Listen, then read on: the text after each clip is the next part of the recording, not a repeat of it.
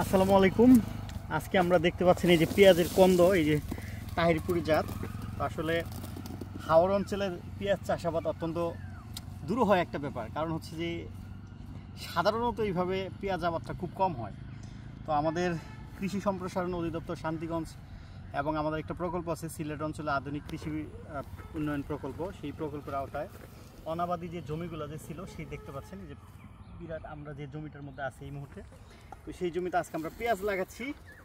আমার পাশে যারা আছে মাটিও মানুষ, এগুলো কিন্তু পেঁয়াজ লাগাচ্ছে। আমরা এখন সেগুলা নিয়ে বিস্তারিত আলাপ আলোচনা করবো। এবং এই যে আমার কৃষক ভাই আছে, ধরেন। আচ্ছা, কেমন আছেন? ভালো আছি।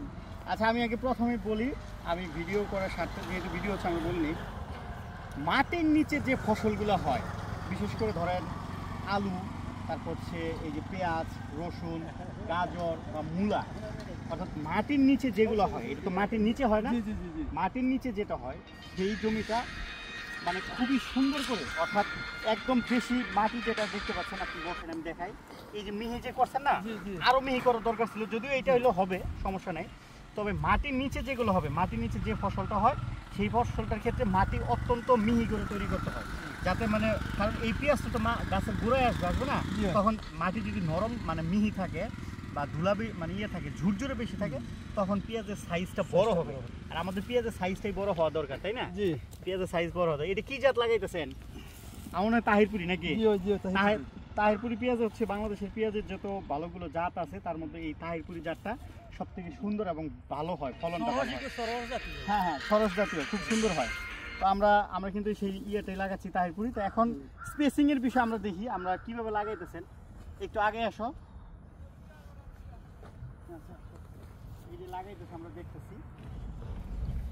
হ্যাঁ, আমরা স্পেসিং এর ক্ষেত্রে বলবো যে এই যে কন্দটা লাগানো হচ্ছে, এই যে লাগাইতেছি, দেখেন এই যে একটা পেঁয়াজ থেকে আমরা বলবো যে একটা থেকে আরেকটার দূরত্ব অবশ্যই 13 থেকে 15 সেন্টিমিটার বলবো। একটা পেঁয়াজ থেকে আরেকটা পেঁয়াজের দূরত্ব 13 থেকে 15 সেন্টিমিটার। আর হচ্ছে এই যে এদিকে খেয়াল করো, এই যে লাইনটা যে থাকবে, যে এই যে লাইন, এই লাইন থেকে আমরা বলবো যে আরেকটা লাইনের যে দূরত্ব, হ্যাঁ, সেটা অবশ্যই 30 সেন্টিমিটারের নিচে যাতে না হয়।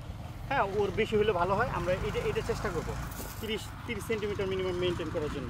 তাহলে দেখা যাবে যে আমাদের যে পেঁয়াজের যে ফলন যেটা আছে সেটা খুব ভালো হবে। এই যে পেঁয়াজ কিন্তু লাগানো হচ্ছে। আমার কাছে সব থেকে ভালো লাগে যে আসলে এখন হাওড়ে যে ধান ফসলের পাশাপাশি মশলা জাতীয় ফসল পেঁয়াজ আবাদ হচ্ছে, এটাই তো আমাদের সার্থকতা।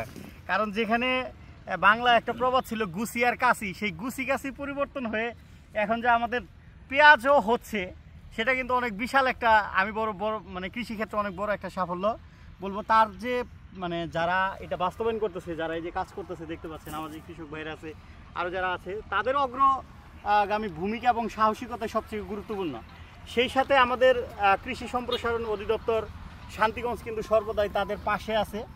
এবং এই পেঁয়াজ লাগাইলে অনেক সময় অনেক ধরনের ছত্রাকনাশকই হতে পারে। ছত্রাকের পেঁয়াজের ক্ষেত্রে যে গুরুত্বপূর্ণ যে বিষয়টা আপনি খেয়াল রাখেন, পেঁয়াজের ক্ষেত্রে যে সবথেকে বেশি যে মানে গুরুত্বপূর্ণ যে রোগটা, ওই যে ছত্রাকনাশকের কারণে হতে পারে, ওই যে চারা হওয়ার পরে মানে উপরের অংশটা একটু মরে যেতে পারে। তো আমরা যে গাছের চারা হোক, মাটি থেকে অঙ্কুরোদ্গম হোক, ওই যে রুব্রাল, আমরা মনে হয় রুব্রাল আপনাদেরকে দিয়েছি, তো সেটা আমরা স্প্রে করব, আমরা দেখব যদি হয় সেই ক্ষেত্রে। তো আশা করি যে সুন্দর করে জমি প্রস্তুত করা হয়েছে, আশা করি কোনো সমস্যা হবে না। যদি হয় আমরা দেখবো, জমিটা দেখবো, পর্যবেক্ষণ করবো বারবার, এটা কিন্তু আমরা খেয়াল রাখবো ইনশাল্লাহ। ঠিক আছে? আচ্ছা, ঠিক আছে ভাই, তাহলে পেঁয়াজ লাগান।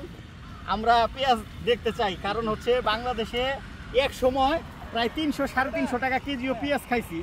যদিও বাংলাদেশে যে পরিমাণে পেঁয়াজ উৎপাদন হয় সেটা দিয়ে দেশের 57 থেকে 60% ঘাটতি পূরণ করা সম্ভব।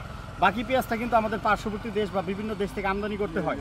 সো আমরা যারা ভিডিও দেখতেছেন বা যারা কৃষক ভাই আছে, তাদের সবাইকে বলবো যে আমাদের এই আমদানি যে নির্ভরতা, এটা কমাইতে হবে। কারণ হচ্ছে যে আমাদের জায়গা আছে, আমাদের এই দেশ সোনার দেশ, এই দেশে যা কিছু ফলামো তাই সম্ভব। তো আমরা চেষ্টা করব আমাদের যাতে আমদানি ঘাটতি বা আমদানি যাতে না করতে হয়, আমরা যদি নিজের আবাদ করতে পারি সেটাই সবচেয়ে ভালো। কৃষক পারেন এমন কোনো কিছু নাই, আমরা পারি এমন কোনো কিছু নাই। তো ঠিক আছে, আমরা সবাই চেষ্টা করব আমাদের যার যা জায়গা আছে সেই জায়গার মধ্যে যে কোনো ফসলই হোক সেটা উৎপাদন করার জন্য। সবাই ভালো থাকুন, সবার সুস্বাস্থ্য এবং দীর্ঘায়ু কামনা করি। আসসালামু আলাইকুম।